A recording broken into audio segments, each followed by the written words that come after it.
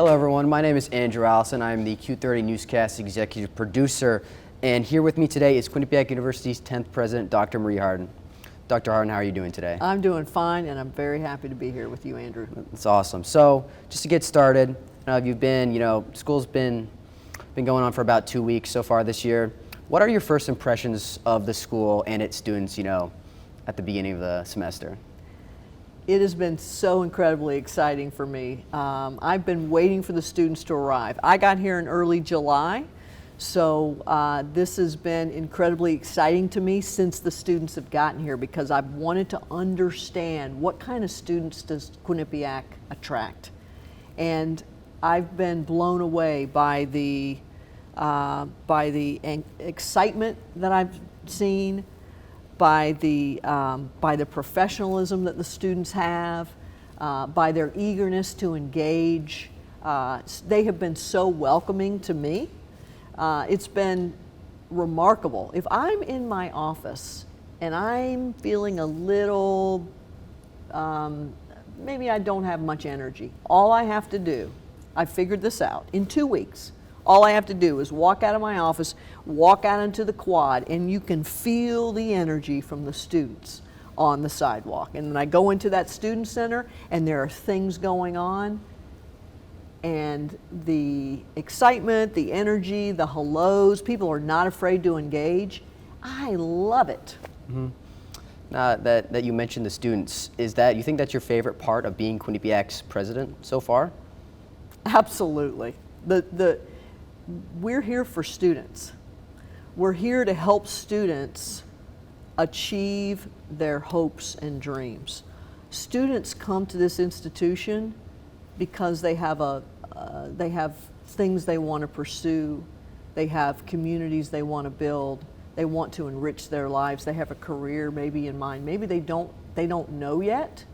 Our job is to help each and every student achieve their goals and hone those hopes and dreams for beyond college. That means so much to me. That's why we are here. So what would you say your goals are for your first year as the president? Do you have any long-term goals, short-term goals? Yeah, that's a great question. One of my first goals, and this is really important, is getting to understand this community. We have people who have been employed at Quinnipiac for decades, faculty and staff. We have a rich base of alumni who've graduated from this institution either last year or 20 or even 30 years ago, who are part of the fabric of this community. We have, as you know, 3 physical campuses. So a big part of my job early on is to understand the culture of the place, because there's a unique and powerful culture. And you at this point likely can describe it better than I can, right? So my first job is to know that and understand that, and then start working with the team to figure out how can we elevate that. Part of the way we're going to do that is through our strategic visioning process. You may have heard a little bit about this. I've talked about this a little before, but it involves understanding and cementing the values that drive us, and then working on that next great strategic plan where we come up with our goals as an institution so we can move forward. Is there any part of that plan that you're most excited about? I am most excited about, I'm really excited about a couple of key things. I'm very curious about what I want to learn about what are the core values that faculty, staff, students, alumni, and the community see as differentiating Quinnipiac. And we'll learn that as this process rolls out. The second thing I'm really excited about is, and this will happen next semester, we'll come together as a community to drive forward a plan and to craft a plan that moves us forward as a unique and powerful institution, thinking about the future of society, culture, technology, and career and industry needs, right? And it's exciting to think about the future. Mm-hmm. One of my favorite sayings is this notion that if you want to predict the future, create it. And that's what we'll be doing. That's exciting. So bouncing off of, your experience and how you might bring that to Quinnipiac, how is it different, from being a dean at Penn State to now being the president of an entire university? Yeah, big difference in many ways. Penn State, where I was for many years, very large land grant institution, tens of thousands of students in the middle of Pennsylvania. I come to Quinnipiac, smaller institution, a much more, to me, has a more of a family, community kind of feel to it, which I love, but it also is comprehensive. Penn State was a comprehensive institution. Quinnipiac is too, in an environment that feels much more personal. There's obviously a huge difference in the role of a dean and the role of a president.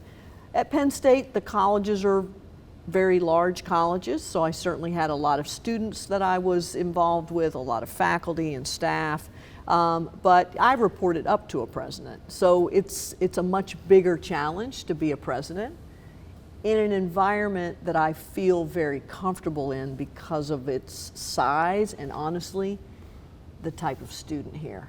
The type of student here. This isn't a student who is ambitious, and I love that.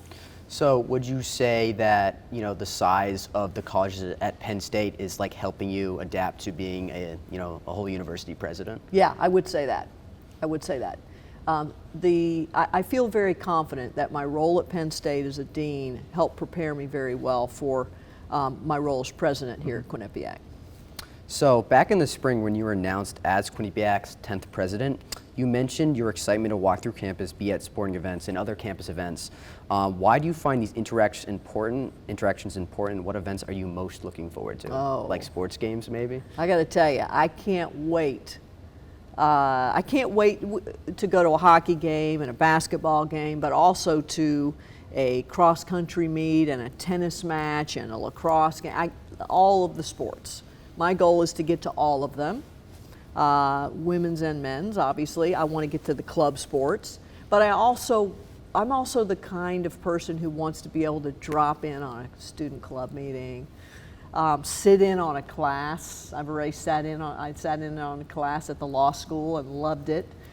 So for me, when I have those pockets of time to get to do that, I hope students will know I might just drop in.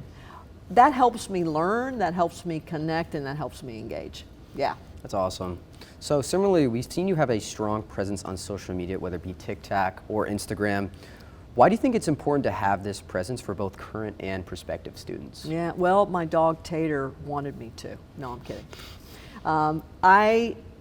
I think social media is one of the ways that you can connect with people, and it's one of the ways that I can build community.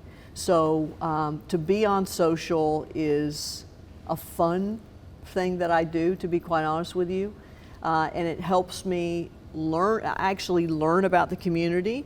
I think the community can learn about me, and it's just an additional way that we can engage.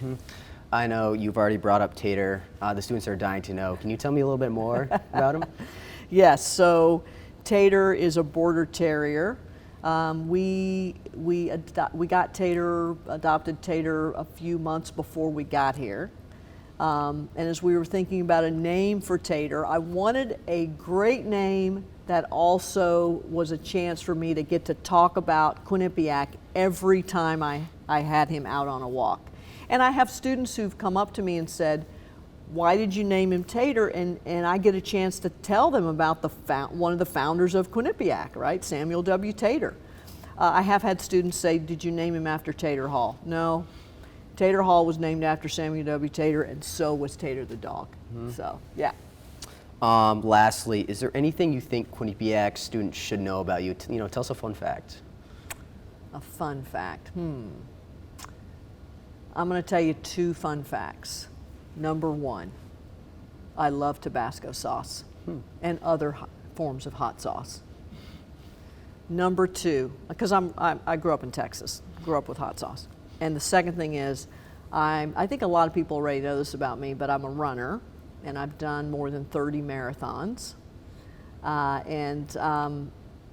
I love connecting with people about and talking about running. And there are a lot of runners here, a lot of runners. Yeah. So I've enjoyed that.